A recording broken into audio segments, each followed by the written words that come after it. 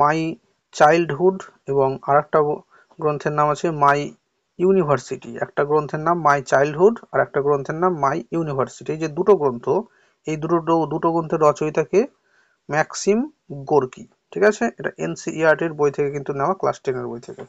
Maxim Gorky এ সম্পর্কে কি? Maxim Gorky ছিলেন বিংশ শতাব্দীর রাশিয়ার একজন বিপ্লবী লেখক।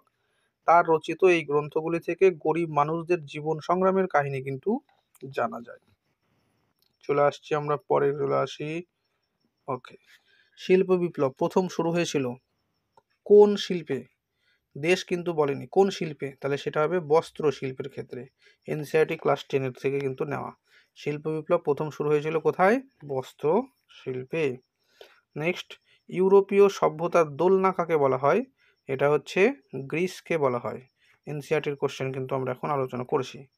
আর কি বলা হচ্ছে? রাশিয়ায় ভূমিদাস প্রথা উচ্ছেদ করেন কে?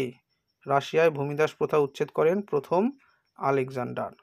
চলে আসি, ইন্ডিকা নামক গ্রন্থের রচয়িতা কে ছিলেন? ইন্ডিকা নামক গ্রন্থের রচয়িতা সেটা হচ্ছে মেগাসথিনিস। মেগাসথিনিস কিন্তু ইন্ডিকা গ্রন্থের রচয়িতা ছিলেন। তো এখানটায় যেটা আছে, রাশিয়ার ভূমিদাস প্রথার উচ্ছেদ কে করেন? প্রথম আলেকজান্ডার। আচ্ছা, চলে আসি পরের কোশ্চেন।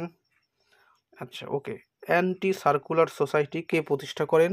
শচীন্দ্র প্রসাদ বসু, অ্যান্টি সার্কুলার সোসাইটি। তারপরে নেক্সট কোশ্চেন, কার্লাইল সার্কুলার কে কবে জারি করা হয়? কার্লাইল সার্কুলার জারি করা হয় 10ই অক্টোবর 1905 খ্রিস্টাব্দ। চলে আসি পরের কোশ্চেন, ফ্রাঙ্কফুর্ট সংসদের সভা আয়োজন করা হয়েছিল কোথায়? ফ্রাঙ্কফুর্ট যে সংসদ, সেই সভা কোথায় আয়োজন করা হয়েছিল? নাকি সেন্ট পল চার্চে। সেন্ট পল চার্চে কিন্তু আয়োজন করা হয়েছিল। এগুলো কিন্তু আমরা আলোচনা করেছি এনসিইআরটির কিন্তু কোশ্চেন। দেখো, সেন্ট পল চার্চে ফ্রাঙ্কফুর্ট সংসদের সভা আয়োজন করা হয়েছিল। নেক্সট চলে আসি, ফ্রাঙ্কফুর্ট পার্লামেন্টে নির্বাচিত প্রতিনিধির সংখ্যা কত ছিল? প্রতিনিধির সংখ্যা ছিল 331 জন। ঠিক আছে, ফ্রাঙ্কফুর্ট পার্লামেন্ট, এখানে দেখো কি বলছে, ফ্রাঙ্কফুর্ট পার্লামেন্টে নির্বাচিত প্রতিনিধি ছিলেন 831 জন। 831 জন কিন্তু ছিল, 831 জন 1848 খ্রিস্টাব্দ সময়কাল। অর্থাৎ ফ্রাঙ্কফুর্ট পার্লামেন্টে নির্বাচিত প্রতিনিধির সংখ্যা কত ছিল? 831 জন। তারপরে চলে আসি নেক্সট, যখন ফ্রান্স হাঁচি দেয় তখন সমগ্র ইউরোপে ঠান্ডা অনুভূত হয়। এই যে উক্তিটা, এই উক্তিটা কার? এই উক্তিটা হচ্ছে মেটারনিখের। চলে আসি নেক্সট, জোলভেরাইনের প্রতিষ্ঠাতার নাম কি? ম্যাজেন। জোলভেরাইনের প্রতিষ্ঠাতা ম্যাজেন। এখানে দেখো, জোলভেরাইন ছিল 1834 খ্রিস্টাব্দে প্রাশিয়ার উদ্যোগে প্রতিষ্ঠিত একটি শুল্ক সংঘ, যা পরবর্তীতে জার্মানির ঐক্য সংগঠিত করতে বিশেষ ভূমিকা পালন করেছিল। নেক্সট কোশ্চেন চলে আসি, জোলভেরাইন নামক শুল্ক সংঘটি কত খ্রিস্টাব্দে গঠিত হয়? এটা হচ্ছে 1834 খ্রিস্টাব্দে গঠিত হয়েছিল। নেক্সট কোশ্চেন, কোন বিপ্লবী সম্পর্কে মেটারনিখ এই উক্তিটি করেছেন? কোন উক্তিটি? যে আমাদের সামাজিক ব্যবস্থার সবচেয়ে বিপজ্জনক শত্রু, সেটা কার সম্পর্কে বলেছে? ম্যাৎসিনি সম্পর্কে বলেছে। কে বলেছে? মেটারনিখ বলেছে। ইয়ং ইটালি দলের প্রতিষ্ঠাতা কে? ম্যাৎসিনি। আর কি আছে? ইয়ং ইউরোপ নামক বিপ্লবী দল প্রতিষ্ঠা কে করেছিলেন? এটাও ম্যাৎসিনি।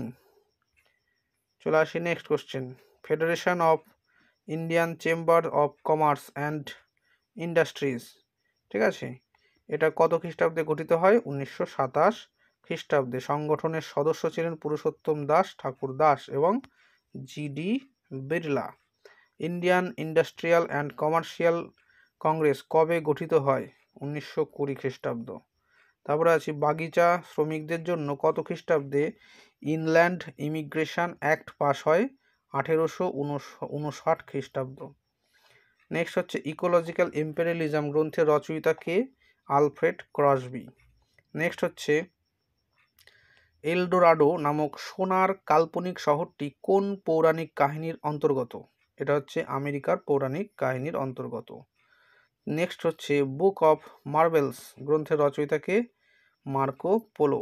মার্কো পোলো হচ্ছে বুক অফ মার্ভেলস গ্রন্থের রচয়িতা। নেক্সট কোশ্চেন, দিল্লির প্রথম আফগান শাসক কারা ছিলেন? লোদিরা ছিলেন প্রথম আফগান শাসক। নেক্সট কোশ্চেন, জালিয়ানওয়ালাবাগের হত্যাকাণ্ড কবে, জালিয়ানওয়ালাবাগের হত্যাকাণ্ডকে কসাইখানার গণহত্যা বলে উল্লেখ করেছেন কে? C.F. অ্যান্ড্রুজ। নেক্সট চলে আসি কোশ্চেন, কি বলা হচ্ছে, সামন্ততান্ত্রিক সমাজের সঠিক ক্রমান্বয়। পরপর সাজাতে বলেছে। সামন্ততান্ত্রিক শাসনের সব থেকে উপরে কি থাকে? যাজক, তার নিচে অভিজাত, তার নিচে কৃষক। নেক্সট কোশ্চেন চলে আসি, কি বলা হচ্ছে, নাগানন্দ রত্নাবলী ও প্রিয়দর্শিকা, এই নাগানন্দ রত্নাবলী ও প্রিয়দর্শিকা গ্রন্থগুলির রচয়িতা কে ছিলেন? এটা হবেন হর্ষবর্ধন।